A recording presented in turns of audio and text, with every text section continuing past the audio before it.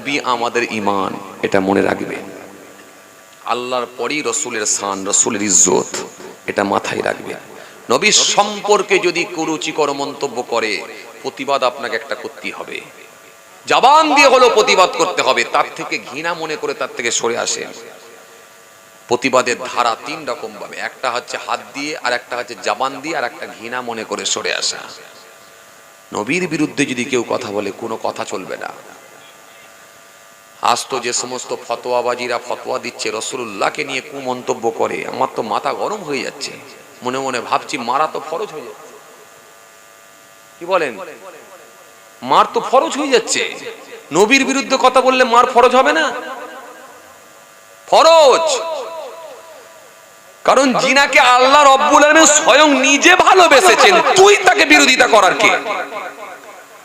আল্লাহ নিজে যাকে ভালোবেসে নিয়েছেন, আল্লাহ নিজে যাকে আরশের মেহমান বানিয়ে দিয়েছিলেন, আরশে আমার আল্লাহর সঙ্গে যিনি দিদার করতে গিয়েছিলেন, যিনার জন্য স্পেশাল আমার আল্লাহ বুরাক পাঠিয়েছিলেন, যিনি ওহী ছাড়া কোনো কথা বলতেন না, হীরা পর্বতের গুহায় আমার রাসূলুল্লাহ 15 বছর আল্লাহর ধ্যানে মাশগুল ছিলেন, যেখানে একবার নয় একাধিকবার জিবরাইল ফেরেশতাকে আল্লাহ রাব্বুল আলামিন পাঠিয়ে ওহী পাঠিয়েছিলেন। সেই হীরা পর্বতের গুহায় যান, দেখে আসবেন আপনারা। আল্লাহ নিয়ে গেলে আপনারাও দেখে আসবেন। পৃথিবীর সারা পৃথিবীর মানুষ 2000 ফুট উঁচু পাহাড়ে উঠছে। রাসূলুল্লাহ যে গুহায় ইবাদত করেছে, ওই গুহাটা একবার দেখব, 2 রাকাত নামাজ পড়ব। আপনাদের দোয়ায় এই অধমকে আল্লাহ নিয়ে গিয়েছিলেন, ওই জায়গায় 2 রাকাত নামাজ পড়ার সুযোগও আল্লাহ করে দিয়েছিলেন। আপনাদের দোয়ায় 2000 ফুট উঁচু, 2000 ফুট উঁচু হীরা গুহায় যখন উঠছি, রৌদ্রের তাপ, হীরা গুহায় আহারে পাহাড়ে উঠছি, 2000 ফুট উঁচু। মনটা পড়ে গেল, মনে পড়ে গেল যে এটা তো সেই পাহাড় নাই, এটা তো সেই পাহাড় নয়, শুশুনিয়া পাহাড় নয় যে বুট পরে জুতো পরে মানুষ উঠবে।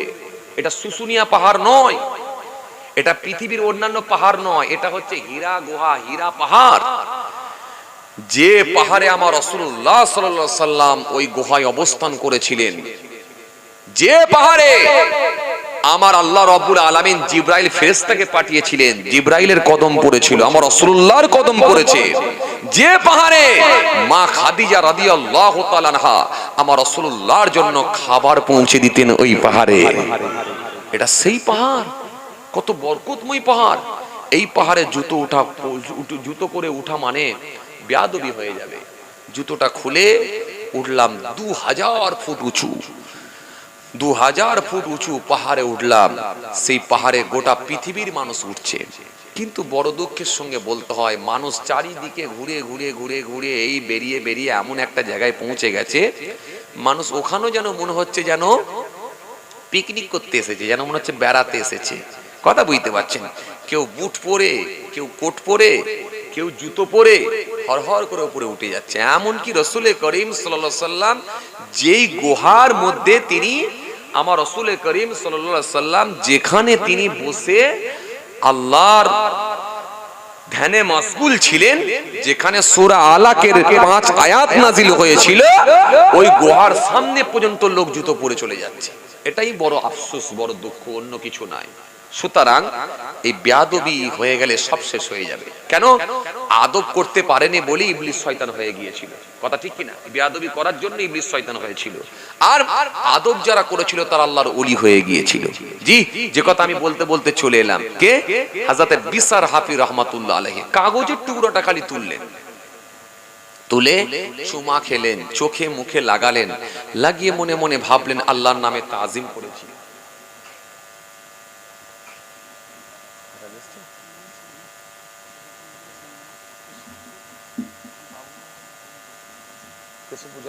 আচ্ছা ঠিক আছে, যাক, চাঁদাপত্র তুলতে হবে, তাই তো? থাক থাক, তাহলে এই পর্যন্ত থাক, আল্লাহ নিয়ে এলে আবার হবে এখন ইনশাআল্লাহ। আমি তো আসি মাঝে মাঝে, এত ঘাবড়াবার কি আছে? দোয়া করেন না, আল্লাহ হায়াতে রাখলে আবার দেখা হবে তো ইনশাআল্লাহ। এই যে কি প্রথম নাকি? আল্লাহ হায়াতে রাখলে মাঝে মাঝেই তো দেখা হয় ইনশাআল্লাহ। যে মাশাআল্লাহ মাশাআল্লাহ। ভাইরা কোরআন শরীফের একটা আয়াতের উপরে আওয়াজ করতে করতে আমি এতদূর চলে এসেছিলাম। কোথা বলেন তো? ইয়া আইয়ুহাল্লাযীনা আমানু আমিনু বিল্লাহি ওয়া রাসূলিহি ওয়াল কিতাবিল্লাযী নাযালা আলা রাসূলিহি ওয়াল কিতাবিল্লাযী আনজালা মিন ক্বাবল ওয়া মা ইয়াকফুর বিল্লাহি ওয়া মালাইকাতিহি ওয়া কুতুবিহি ওয়া রাসূলিহি ওয়াল ইয়াউমিল আখির ফাকাদ দাল্লা দালালাম বাঈদ। এই আয়াতের উপরে ওয়াজ করতে করতে আমি এতদূর চলে এসেছিলাম। জি, বলতে বলতে বলছিলাম রাসূলুল্লাহর প্রতি ভক্তি, ভালোবাসা।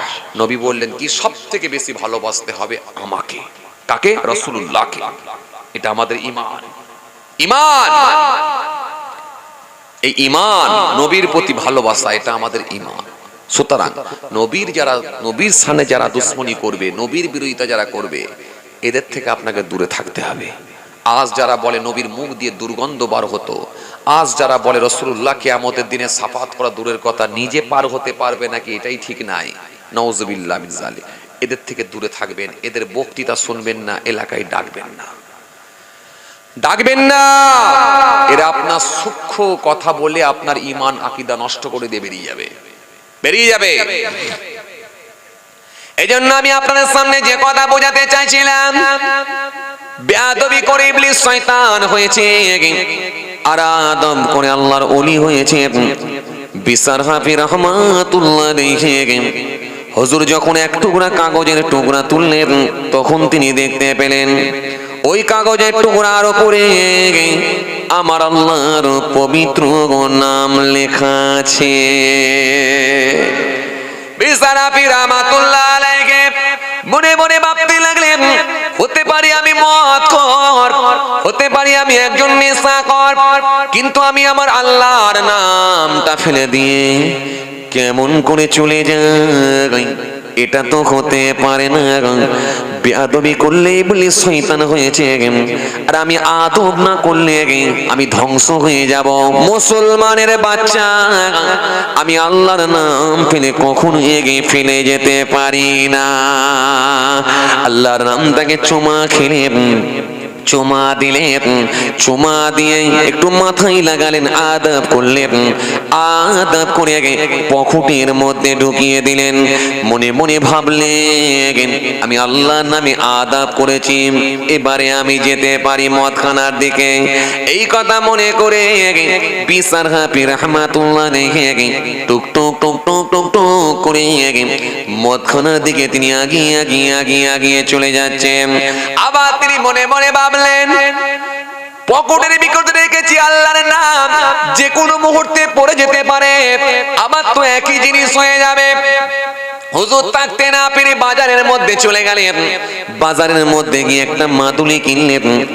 মাদুলির মধ্যে ওই আল্লাহর নাম কাগজের টুকরাটা মাদুলির মধ্যে ভরে মোম দিয়ে এঁটে দিয়ে আস্তে করে গলায় ঝুলিয়ে দিলেন। পৃথিবীর কোন মানুষ তাবিজ দেয় না, আল্লাহর নামকে নিজে ভরে দিয়ে নিজে মাদুলি বানিয়ে ফেললেন। মাদুলি বানিয়ে দিয়ে আস্তে আস্তে বিসার হাফি গিয়ে মদ খানার মধ্যে গিয়ে মদ খেয়ে নিয়ে তিনি বেহুশ হয়ে পড়ে রইলেন। সেই জামানার একজন বিখ্যাত আলিম, নাম হলো তার হাসান বাসারি রাহমাতুল্লাহ আলাইহি।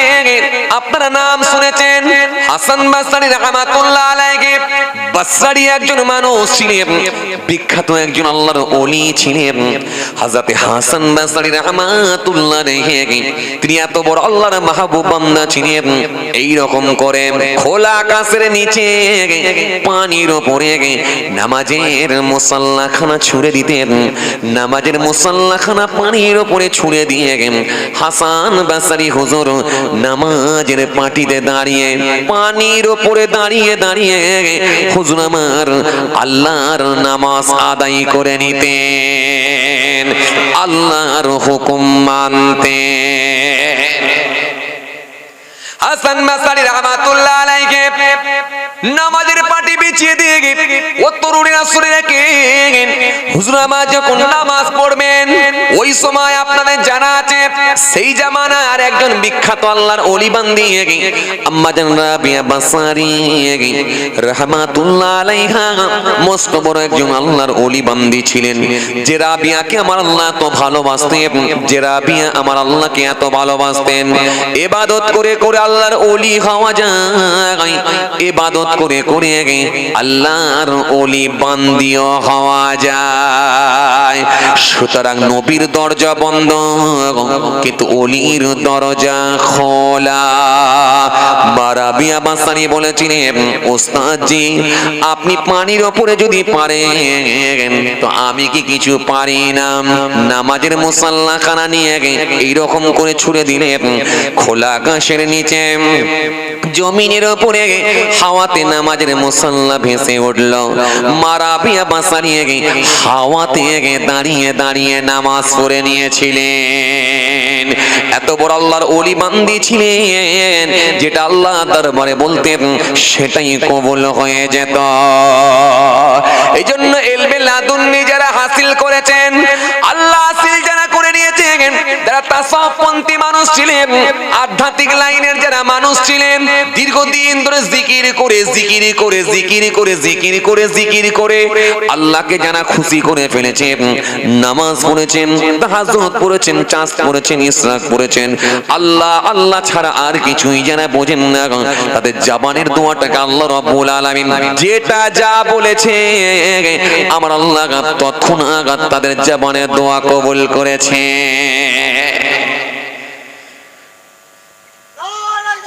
আল্লাহু আকবার। এটা যদি কেউ অস্বীকার করে তার সঙ্গে তো আমার তর্ক করার কোনো প্রয়োজন নাই। তুমি যদি নাই মানো আল্লাহর ওলিদেরকে, তুমি যদি বড় পীর সাহেবকে নাই মানো, বড় পীর সাহেবের জীবনীর মধ্যে আপনি পড়ুন না, পড়লে তো পাবেন। জি পড়ুন না, পড়লে তো পাবেন যে বড় পীর সাহেব বলেছেন, मैंने एक साल ना खाया ना पिया ना सोया, আমি এক বছর খাই না, পান করি না, ঘুমাই না। मैंने 40 साल ऐसा की वजू से सुबह की नमाज पढ़ा, আমি 40 বছর এসার ওজুতে ফজরের নামাজ পড়েছি। জোরে বলবেন না, আরো জোরে বলবেন না। 40 বছর এসার ওজুতে ফজরের নামাজ পড়েছি। ছেলে খেলা কথা না, ছেলে খেলা কথা। জি আপনি নিজেকে যদি বড় পীর সাহেবের সঙ্গে পাল্লা দেন, ওরে বাপ রে বাপ, অত সহজ নাই।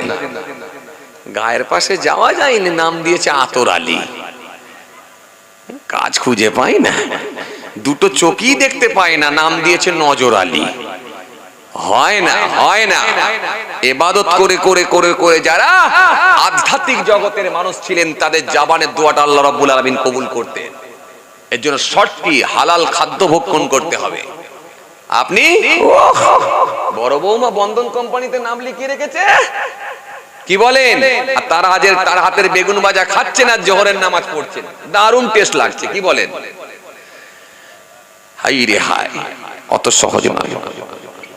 और 15 साल सारे सारे रात एक पांव पर खड़ा होकर सुबह तक नसीब खत्म करता रहा। 15 বছর এক পায়ের উপরে দাঁড়িয়ে অপর পা তুলে নিয়ে, আবার এক পায়ের উপরে দাঁড়িয়ে অপর পা তুলে নিয়ে এই রকম ভাবে তিনি কোরআন শরীফ খতম করেছিলেন। এটা ছিলেন বড় পীর। পানির উপর দিয়ে হেঁটেছিলেন, জীবনী পড়ে দেখেন, পানির উপর দিয়ে হেঁটেছিলেন। আল্লাহ এত খুশি হয়ে গিয়েছিলেন, মানুষ আর জিন জাতির একসঙ্গে তিনি ইমামতি করে সকলের ইমাম হয়ে গিয়েছিলেন। জীবনী পড়ে দেখেন। জি জি ভাইরা মা, দোস্তরা আমার, বাবাজিরা আমার, এই জন্য যারা আল্লাহর মাহবুব বান্দা হয়ে যায় তাদেরকে অস্বীকার করার কোনো জায়গা নাই। আজ তো একটা শ্রেণীর মানুষ বেরিয়েছে আল্লাহর ওলি মানে না, হাক্কানি আউলিয়া কেরামদের মানে না, না মানতে না মানতে নবী পর্যন্ত পৌঁছে গেছে, নবীকে পর্যন্ত মানে না, নবীরও প্রাধান্য দেয় না, গুরুত্ব দেয় না। জি সুতরাং যারা আল্লাহর ওলি হয়ে গেছেন তাদেরকে অস্বীকার করার কোনো জায়গা নাই, মানতে হবে, মানতে হবে। জি আল্লাহর ওলিদের সেই পাওয়ার আল্লাহ দিয়েছেন, এখানে অস্বীকার করার কোনো জায়গা নাই। ভাইরা মা, দোস্তরা আমার, বাবাজিরা মা, যে কথা বুঝাতে চাইছিলাম, সে জামানার বিখ্যাত ওলি হযরত হাসান বসরি রাহমাতুল্লাহ আলাইহি, মনে আছে তো আপনাদের নাকি? হাসান বসরি রাহমাতুল্লাহ আলাইহি, হুজুরকে আমার আল্লাহ ইলহাম দ্বারা জানালেন। নবীদের জন্য আসে ওহী, মনে রাখবেন, নবীদের জন্য আসতো ওহী, আর ওলিদের জন্য আল্লাহ ইচ্ছা করলে পাঠাতে পারেন ইলহাম। জি, ওলিদের জন্য আল্লাহ ইচ্ছা করলে ইলহাম দ্বারা জানাতে পারেন, নবীদের জন্য ওহী জানাতে পারে, ওহী দ্বারা আল্লাহ জানিয়ে দিতেন। ওহী হলো দুই প্রকার, একটা হলো ওহিয়ে মাতলু আর একটা হলো ওহিয়ে গায়র মাতলু। একটা জিবরাইলের মাধ্যমে, একটা জিবরাইলের দরকার হয় না, আল্লাহ যখন ইচ্ছা যেটা তার হাবিবকে জানিয়ে দিতেন। সে জামানার বিখ্যাত আলিম হযরত হাসান বসরি রাহমাতুল্লাহ আলাইহি, হুজুরকে আমার আল্লাহ ইলহাম দ্বারা জানিয়ে, ও হাসান বসরি শোনো শোনো, বহুদিন নামাজ পড়ে, বহুদিন জিকির করে, বহুদিন জিকির করে, বহু রোজা রেখে, বহু ইবাদত করে, তবে তুমি আল্লাহর ওলি হয়ে গেছো। আজকে এমন একটা কাজ করে দিয়েছে যার নাম হলো বিচার।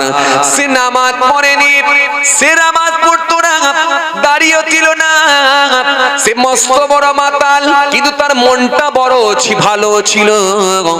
ও হাসান বসরি শোনো, তার অন্তরটা এত ভালো, আমি আল্লাহর নামটা দেখে ফেলে যেতে আর পারলো না। এই জন্য আমার আল্লাহ কি দেখবেন, ইন্নাল্লাহা লা ইয়ানজুরু ইলা সূরাতিকুম ওয়া আমওয়ালিকুম ওয়ালাকিন ইয়ানজুরু ইলা কুলুবিকুম ওয়া আমালিকুম।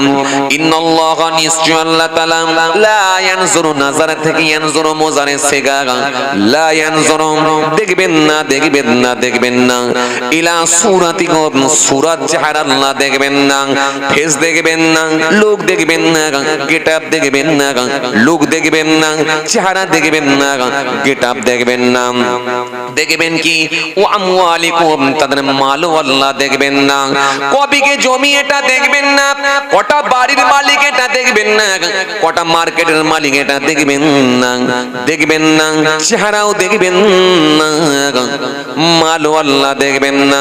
তাহলে দেখবেন কি ওয়ালাকিন ইয়ানজুরু ইলা কুলুবিকুম ওয়া আমালিকুম, দেখবেন কেবলমাত্র মানুষের অন্তর আর কর্মটা দেখে নেবেন। পৃথিবীর জমিনে বান্দার নামাজ ছিল, রোজা ছিল, দাড়ি ছিল, টুপি ছিল, কিন্তু ভিতরে হিংসায় বোঝাই ছিল, পরিপূর্ণ হিংসা ছিল। হতে পারে আল্লাহর দরবারে সে মানুষটা ধরা খেয়ে যেতে পারে। ও তরুণিয়া শুনে রেখে দেন, কেন নবী মুহাম্মদ সাল্লাল্লাহু আলাইহি ওয়াসাল্লাম জানিয়ে দিয়েছেন, ইয়াকুমুল হাসাদা ফাইন্নাল হাসাদা ইয়াকুলুল হাসানা কামা তাকুলুন নারুল হাতাব। আল্লাহর নবী বলে, হিংসা থেকে তোমরা বেঁচে থাকো, হিংসা থেকে তোমরা পরহেজ করো, হিংসা থেকে তোমরা বেঁচে থাকো। কেননা আমি রাসূলুল্লাহ বলি, আগুন যেমন কাঠকে খেয়ে নেয়, হিংসা তেমন তোমার আমলকে খেয়ে নেবে। সুতরাং তোমার ভেতরে নামাজ ছিল, দাড়ি ছিল, টুপি ছিল, জুব্বা ছিল, কিন্তু হিংসা অন্তরের ভেতরে এত বেশি ঢুকেছিল, লোকের উন্নতি দেখলে তুমি সহ্য করতে পারতে না। একটা লোক গাড়ি কিনেছে, তার বিরুদ্ধে পরনিন্দা পরচর্চা করেছো, সহ্য করতে পারো না।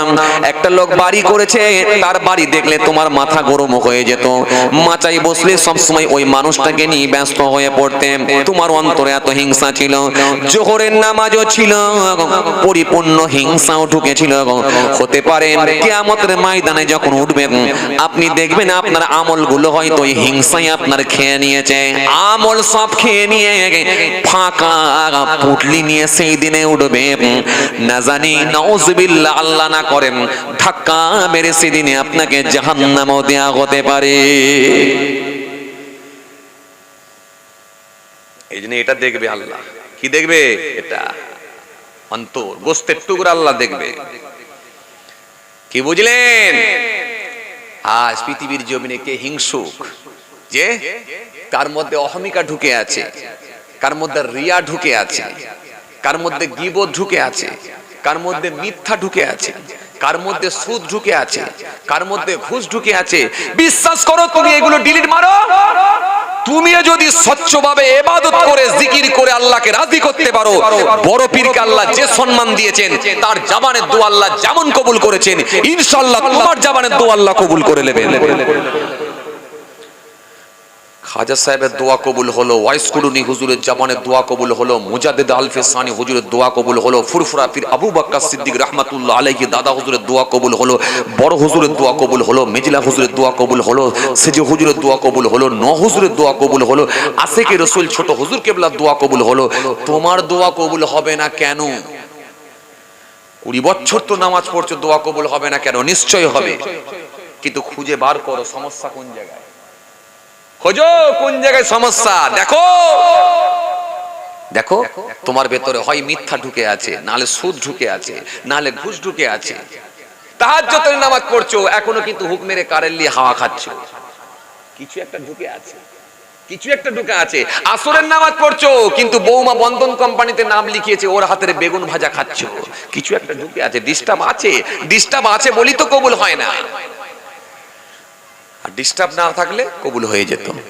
চলেন, যে কথা বলতে বলতে চলে এসেছিলাম, ছোট করে আলোচনা করে, আর নয় সময় নয়, কথা বুঝতে পারছেন, অনেক সময় আপনারা দিয়েছেন, কথা বুঝতে পারছেন। বাবাজি আমার ভাইরা, হাসান বাসরি রাহমাতুল্লাহ আলাইহি হুজুরকে আমার আল্লাহ ইলহাম দ্বারা জানিয়ে দিলেন, হাসান বাসরি যাও যাও, মদখানার ভিতরে পড়ে আছে বিসার হাফি বলে নাম, আমি আল্লাহ খুশি হয়ে গিয়ে তাকে আমি আল্লাহ এমন দরজা দিয়েছি, তার নামটা উম্মতে মুহাম্মাদির আমি আল্লাহ কানে কানে পৌঁছে দিয়েছি। যাও চলে যাও, ওলি আল্লাহকে আমি আল্লাহ তাকে আমি আল্লাহ কবুল করে নিয়ে তার দরজা তার ইজ্জত আমি আল্লাহ এত বাড়িয়ে দিয়েছি, ওলি আল্লাহদের খাতায় তার নামটাও লিখে দিয়েছি। যাও তুমি গিয়ে একটু সংবাদটা দিয়ে দাও। হযরত হাসান বাসরি রাহমাতুল্লাহ আলাইহি তিনি গায়ে জুব্বা খানা পরে, মাথায় পাগড়ি খানা লাগিয়ে দিয়ে, হুজুর আমার হাতে লাঠি খানা নিয়ে টুক টুক টুক টুক করে যাচ্ছেন কোথায়? মদখানার দিকে, মদখানার দিকে আগিয়ে যাচ্ছেন। আজ যদি কোন হুজুর মদখানার দিকে যেত, আপনারাই বলতেন হুজুর মনে হয় লুকিয়ে লুকিয়ে চালাচ্ছে।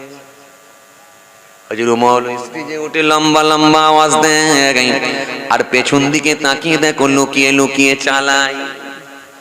কি বিপদ ভাই! মদের দোকানের পাশে যদি একটা মুদিখানা দোকান থাকে, সেই দোকানে যাওয়া মুশকিল হয়ে যাবে। কেন? মানুষ দূর থেকে স্ট্যাম্প লাগাবে, কথা বলে না। মানুষের ধারণাই খারাপ হয়ে গেছে, এই জন্য ম্যাক্সিমাম মানুষকে জাহান্নামে যেতে হবে।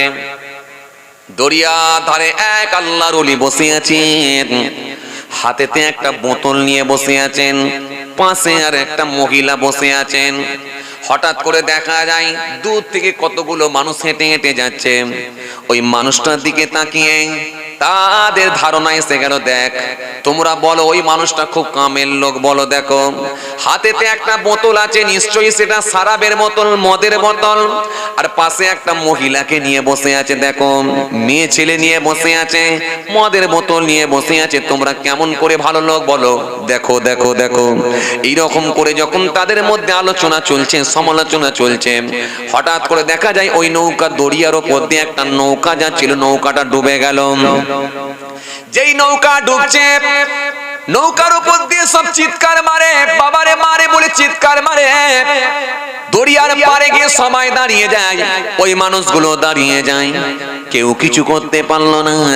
কিন্তু যে মানুষটা মহিলা নিয়ে বসছিলেন, হাতে একটা বোতল নিয়েছিলেন, ওই মানুষটা তাড়াতাড়ি করে নিজে দেরি না করে লুঙ্গিটাকে ঠিকঠাক ভাবে বেঁধে নিয়ে দরিয়ার ওপর পানির ওপরে ঝাঁপ দিয়ে দিলেন। আল্লাহর নাম নিয়ে পানির ওপরে ঝাঁপ দিয়ে একে একে একে একে বহু মানুষকে টেনে টেনে তুলে নিয়ে চলে এলে। আরো জোরে বলেন, আরো জোরে বলেন। ওই আল্লাহর ওলি তুলে নিয়ে এলেন, নিয়ে এসে বললেন, বাবারা ও বাবারা, একটু আগে তোমরা আমার উপর ধারণা করলে কি যে আমি মহিলা নিয়ে বসে আছি, আমি শরাবের বোতল নিয়ে বসে আছি? না না না না, শোনো শোনো, আমার হাতে যে বোতলটা ছিল ওটা শরাবের বোতল নয়, মদের বোতল নয়, ওটা হলো একটা পানির বোতল। আর যে মহিলাটা আমার পাশে বসেছিল ওটা দুনিয়ার কোনো অন্য সাধারণ মহিলা নয়, ওটা হলো আমার নিজের জননী আম্মা জান। আমি আমার মাকে নিয়ে বসে সাংসারিক কিছু কথাবার্তা বলছিলাম, আর হঠাৎ করে তোমরা আমার বিরুদ্ধে সমালোচনা করলে। আমার আল্লাহ আমাকে ইলহাম দ্বারা জানালেন, ও বাবা শোনো, এই জন্য তোমাদের হাতে আল্লাহ একটাও কোনো মানুষকে তোলার মতো ক্ষমতা দিলেন না। তোমরা চোখের সামনে দেখলে আল্লাহ আমাকে কি দরজা দিয়েছে। এই রকম নৌকা ডুবে গেছে, এই রকম নৌকা ডুবি হয়েছে, দরিয়ার নিচে মানুষ চলে গেছে। ওই মানুষগুলোকে আমি তুলে তুলে তুলে তুলে আল্লাহ রাব্বুল আলামিন আমার হাত দ্বারা কত মানুষকে আল্লাহ ফিরিয়ে দিলে। এই জন্য দূর থেকে তোমরা মোটেই যেন ধারণা করো না। আজকে কেন জাবানের দোয়া কবুল হচ্ছে না? দেখেন, খুঁজে কর, কিছু না কিছু সমস্যা আছে, দেখেন কিছু না কিছু ডিস্টার্ব আছে। আল্লাহর ওলি চলে গেলেন কোথায়? মদ খানায়। হুজুর মদ খেতে নয়, আল্লাহর ওলি যাচ্ছেন তাকে সংবাদ পৌঁছানোর জন্য। আওয়াজ দিচ্ছেন বিচার আছে, বিচারের কোনো খবর নাই, বিচার বেহুশ অবস্থায় পড়ে আছে। তখনও পর্যন্ত একজন লোক মদ খায়নি, সে এখনো পর্যন্ত মদের নেশায় ডোবেনি। লোকটি হুজুরকে দেখে ভয় পেয়ে গেল। এত বড় আল্লাহর ওলি, এই জামানার হাসান বাসরি রাহমাতুল্লাহ আলাইহি, বিখ্যাত আল্লাহর ওলি, তিনি মদখানার সামনে চমকে উঠেছে। বলে, এই বাবা, তোমাদের মধ্যে কি বিচার আছে? বলে, হুজুর বিচার তো অনেকক্ষণ আগে মদ খেয়ে নেশায় বেহুশ অবস্থায়, সেন্সলেস অবস্থায় পড়ে আছে। বলে, যাকে যাও তোলো, তুলে বলো এই জামানার বিখ্যাত ওলি হাসান বাসারি এসছে। হাসান বাসারি নামটা বলো, বললি বুঝতে পারবে, যাও। ওই মাতালটি তখন গিয়ে তুলছেন বিচার, ওঠ রে ওঠ, হে বিচার ওঠ, হে বিচার ওঠ, হে বিচার, দেখ দেখ তোর কাছে কে এসছে, দেখ। এই জামানার বিখ্যাত ওলি হযরত হাসান বাসারি রাহমাতুল্লাহ আলাইহি, তিনি এসেছেন একবার। দেখ বিচারকে যখন বারবার তোলা হয়, বিচার তখন লাল লাল চোখ বার করে, এই মাতাল তখন একবার তাকিয়ে দেখেন বিখ্যাত ওলি হযরত হাসান বাসারি মাথায় পাগড়ি দিয়ে হাতে লাঠি নিয়ে দরজার বাইরে দাঁড়িয়েছে।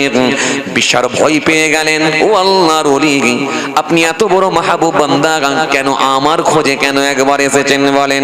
আল্লাহর ওলি সেই সময় বললেন, এ বিচার শোনো শোনো বিচার, তুমি যে গলায় মাদুলিটা ঝুলিয়েছিলে ওটা কোন পীর সাহেব, কোন হুজুর দিয়েছিল? ও আল্লাহর ওলি, কোন পীর সাহেব হুজুর দেন না। আমি রাস্তা দিয়ে হাঁটছিলাম, এক টুকরা গোস্ত কাগজের টুকরা পড়েছিল, ওই কাগজের টুকরায় আমার আল্লাহর মোবারক নাম লেখা ছিল। আমি আর থাকতে না পেরে ওই কাগজের টুকরাটা মাদুলির মধ্যে ভরে আমি গলায় ঝুলিয়ে দিয়েছিলাম। এটাই তাবিজ, অন্য কিছু নয়, আল্লাহর নাম লেখা একটা গলায় ঝুলিয়ে দিয়েছিলাম। হযরত হাসান বাসারি বলেন, এ বিচার শুনে রেখে দে, জেনে রেখে দে, আমার আল্লাহ এত খুশি হয়ে গেছেন, এত রাজি হয়ে গেছেন, আমাকে তিনি জানিয়ে দিয়েছেন। আমার আল্লাহ খুশি হয়ে গিয়ে, রাজি হয়ে গিয়ে ওই আল্লাহর নামে তাজিম করার জন্য, আল্লাহর নামে ইজ্জত করার জন্য আমার আল্লাহ খুশি হয়ে গিয়ে ওলি আল্লাহদের খাতায় তোমার নাম লিখে দিয়েছেন। ও বিচারা, দেরি করো না, দেরি করো না, গোসল করে নাও, গোসল করে নাও, ওযু করে নাও। চলো আমি গোসল ওযুর সব বলে দিচ্ছি নিয়ম, চলো ওযু করে নাও। ওযুর ফরজও বলে দেয়া হলো, গোসলের ফরজ জানিয়ে দেয়া হলো। ওযু গোসল হয়ে গেল, ওযু হয়ে গেল, হুজুরের হাতে হাত দিয়ে তওবা করে নিলেন। পরবর্তীকালে সে বিচার হাফি রাহমাতুল্লাহ আলাইহি মস্ত বড় একজন আল্লাহর ওলি হয়ে গেলেন। জীবনে যে কদিন বেঁচে ছিলেন জুতো পরাও তিনি বন্ধ করে দিলেন। না জানি কোন দিকে আমার আল্লাহর নাম পড়ে থাকবে, বিয়াদবি হয়ে যাবে, আদবের দিকে লক্ষ্য করে তিনি জুতোটাও পরা ছেড়ে দিলেন। খালি পায়ে বাকি জিন্দেগিটা তিনি কাটিয়ে দিলেন। যারা আল্লাহর মাহবুব বান্দা হয়ে গেছেন, অস্বীকার করার কোনো জায়গা নাই। যান যান, প্রতাপচন্দ্র সেন পরবর্তীকালে সুফি আব্দুল মোমেন, আপনি অস্বীকার করতে পারবেন না, এত বড় আল্লাহর ওলি হয়ে গেলেন। জি, রাসূলুল্লাহ রওজা শরীফে গিয়ে সালাম দিলেন, নিজে কানে সালামের উত্তরটা শুনতেন। এই জন্য যারা আল্লাহর মাহবুব বান্দা হয়েছে অস্বীকার করতে পারবেন না। তারা ইলমে লাদুন্নি হাসিল করেছিলেন, আল্লাহ হাসিল করেছিলেন। দীর্ঘদিন ধরে তপস্যা করে জিকির করে আল্লাহকে ডেকে তবেই তারা আল্লাহকে রাজি করে ফেলেছিলেন। কথা বুঝে আসছে? তাদের মধ্যে সুদ ছিল না, ঘুষ ছিল না, মিথ্যা ছিল না, বিড়ি ছিল না, রিয়া ছিল না, অহমিকা ছিল না, গীবত ছিল না, মেরে নেওয়া ছিল না, কেড়ে নেওয়া ছিল না, হিংসা ছিল না, অহংকার ছিল না, গীবত ছিল না, পরনিন্দা ছিল না। সবকে তিনারা সবকে বিসর্জন দিয়েছিলেন, সবকে সব ডিলিট করে দিয়েছিলেন। তবেই এই কল্পটা ভালো হয়েছিল। এই কল্পটা ভালো হওয়ার জন্য যেটা আল্লাহর দরবারে বলেছেন সেটা আল্লাহর দরবারে কবুল হয়ে গিয়েছিল। চলুন, আলহামদুলিল্লাহ, আপনারা অনেক সময় দিয়েছেন, ধৈর্যের পরিচয় দিয়েছেন, আলহামদুলিল্লাহ। হ্যাঁ, চাচা বলে আরেকটু শোনান, আবার আল্লাহ নিয়ে এলে হবে এখন ইনশাআল্লাহ। কথা বুঝতে পারছেন? মাশাআল্লাহ, অনেক মানুষের সমাগম, খুব ভালো লাগছে, আলহামদুলিল্লাহ। আল্লাহ কবুল করেন, আল্লাহ কবুল করেন। কষ্ট পেলেন নাকি আপনারা কেউ? মাশাআল্লাহ, একবার তাকবীর লাগান, নারে তাকবীর, আরো জোর করে দেন, নারে তাকবীর। মাশাআল্লাহ, মাশাআল্লাহ। ভাইরা আমার, দোস্ত, মোহাব্বতের ভাইরা, প্রিয় সাথী ভাইরা, চলুন আমরা সকলেই ফিরে আসি, আল্লাহর দিকে অগ্রসর হয়। ৫ ওয়াক্ত নামাজটা পড়ুন। বেশি কিছু করতে পারেননি, আপনার ছেলে মাস গেলে ৫০,০০০ টাকা আপনাকে দিতে পারেনি, আপনার ছেলে একটা মাস গেলে স্যালারি পায় ৭২,০০০ টাকা আপনাকে তুলে দিতে পারেনি, দুটো ছেলের মোটা ইনকাম আপনি পাননি, নিজেকে ভ্যান চালিয়ে খেতে হয়, নিজেকে জনমজুর খেটে খেতে হয়। অসুবিধা নাই, অসুবিধা নাই, কোনো চিন্তা নাই, জঙ্গলেও আপনাকে যেতে হবে না। আপনি ৫ ওয়াক্ত নামাজটা পড়ে নিন, যেখানে থাকবেন সেখানে পড়ুন। ফেরির ব্যবসা করেন, রাস্তা দিয়ে যাচ্ছেন, একটা মসজিদ দেখতে পেলেন, ব্যাস আপনি এই গাড়িটাকে একটা মসজিদের ধারে কোনো গাছে দাঁড় করিয়ে দিয়ে জোহরের নামাজটা আদায় করলেন।